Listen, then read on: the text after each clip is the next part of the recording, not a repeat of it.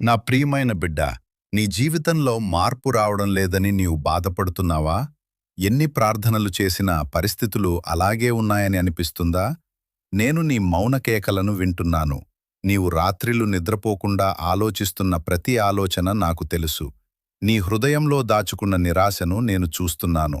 బిడ్డా, మార్పు ఒక్కసారిగా కనిపించకపోయినా నేను నీలో నెమ్మదిగా పనిచేస్తున్నాను.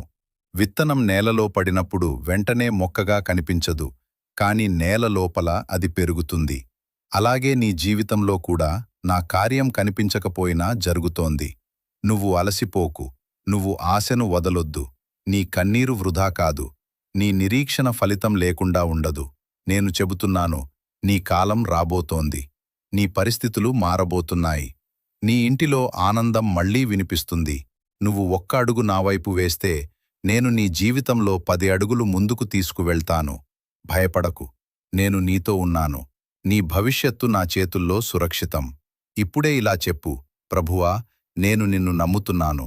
నా జీవితాన్ని నీ చేతుల్లో ఉంచుతున్నాను.